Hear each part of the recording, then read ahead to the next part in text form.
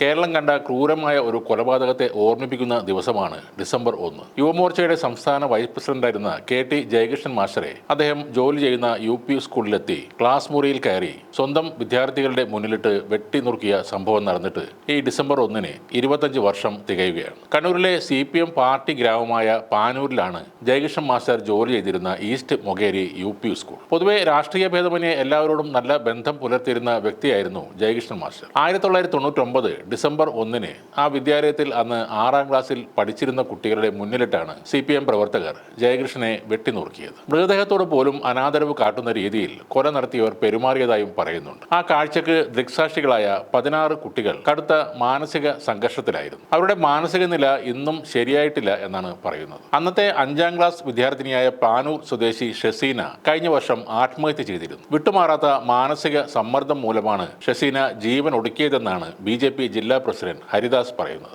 1999 December 1-ന് Mokeri east UP സ്കൂളിലെ 6B class മുറിയിൽ കയറി അക്രമി സംഘം KT ജയകൃഷ്ണനെ വെട്ടിക്കൊലപ്പെടുത്തുമ്പോൾ ആദ്യ ബെഞ്ചിലിരിക്കുകയായിരുന്നു ഷസീന.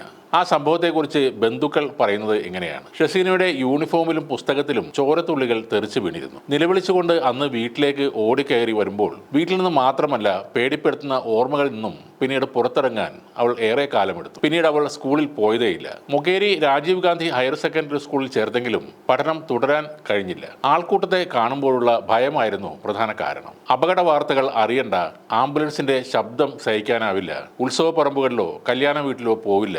തുടർച്ചയായ കൗൺസിലിങ്ങിലൂടെ ജീവിതത്തിലേക്ക് തിരിച്ചെത്തിക്കാൻ ശ്രമിക്കുകയായിരുന്നു. പ്രൈവറ്റായാണ് അവൾ SSLC പാസ്സായത്. പിന്നീട് ബിരുദം നേടിയ ശേഷം കമ്പ്യൂട്ടറിൽ പരിശീലനം നേടി. 3 വർഷമായി വില്ലേജ് ഓഫീസിൽ ഡാറ്റ എൻട്രി ഓപ്പറേറ്ററായി ജോലി ചെയ്യുകയായിരുന്നു. വിവാഹം കഴിക്കാൻ നിർബന്ധിച്ചെങ്കിലും അതിനെ സമ്മതിച്ചില്ല.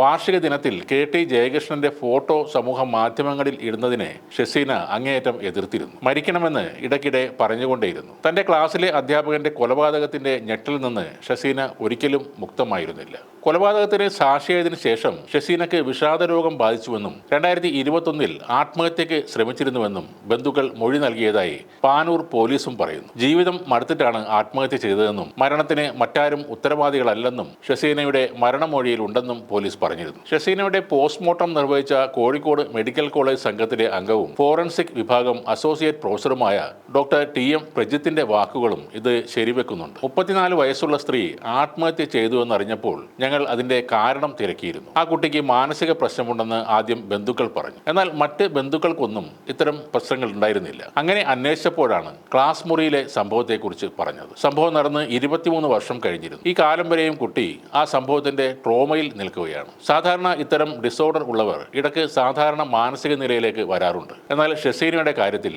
അങ്ങനെയും ഉണ്ടായിട്ടില്ലെന്നാണ് ഡോക്ടർ പറയുന്നത്. ആ സംഭവത്തിൽ അന്നേ ദിവസം അതേ ക്ലാസ്സിലുണ്ടായിരുന്ന പകുതി പേരും മാനസികമായി പ്രശ്നത്തിലാണെന്നാണ് അറിയുന്നത്. പോസ്റ്റ് ട്രോമാറ്റിക് സ്ട്രെസ് ഡിസോർഡർ എന്ന മാനസിക രോഗമായിരുന്നു ഇവരെ ബാധിച്ചത്. രാഷ്ട്രീയ കേരളം രക്തനിറത്തിൽ അടയാളപ്പെടുത്തുന്ന ഇടമാണ് കണ്ണൂർ. ഏത് നിമിഷവും ആളിപ്പടരാവുന്ന രാഷ്ട്രീയ പകയുടെ കനൽ എരിയുന്ന സ്ഥലം. 50 വർഷത്തിനിടെ കണ്ണൂർ ജില്ലയിൽ മാത്രം 230ഓളം രാഷ്ട്രീയ പ്രവർത്തകരുടെ ജീവൻ നഷ്ടമായിട്ടുണ്ട്. നഷ്ടക്കണക്കുകളിൽ മുൻപിൽ CPM-ഉം BJP RSS-ഉം ആണെങ്കിലും കോൺഗ്രസും മുസ്ലിം ലീഗും NDF-ഉം എല്ലാം ആ പട്ടികയിലുണ്ട്. അപൂർവം സന്ദർഭങ്ങളിൽ നേതാക്കൾക്ക് നേരെ കൊലക്കത്തി ഉയർന്നത് ഒഴിച്ചാൽ മരിച്ചു വീണതിൽ അധികവും സാധാരണ പാർട്ടി പ്രവർത്തകരാണ്. 70കളിലെ തലശ്ശേരി കലാപത്തോടെ കൊല്ലപ്പെട്ട UK കുഞ്ഞിരാമനായിരുന്നു കണ്ണൂരിൽ CPM-ന്റെ അറിയപ്പെട്ട ആദ്യത്തെ രക്തസാക്ഷി. ആ കേസിൽ പ്രതിസ്ഥാനത്ത് RSS-ഉം വന്നിരുന്നു. കലാപത്തിന് പിന്നാലെ CPM-ഉം BJP-യും തമ്മിൽ രാഷ്ട്രീയ വൈരാഗ്യം രൂക്ഷമായി. പിന്നീട് 70-80 കാലഘട്ടത്തിൽ CPM കോൺഗ്രസ് സംഘർഷത്തിനാണ് ജില്ല സാക്ഷ്യം വഹിച്ചത്. K സുധാകരൻ എന്ന നേതാവിന് കീഴിൽ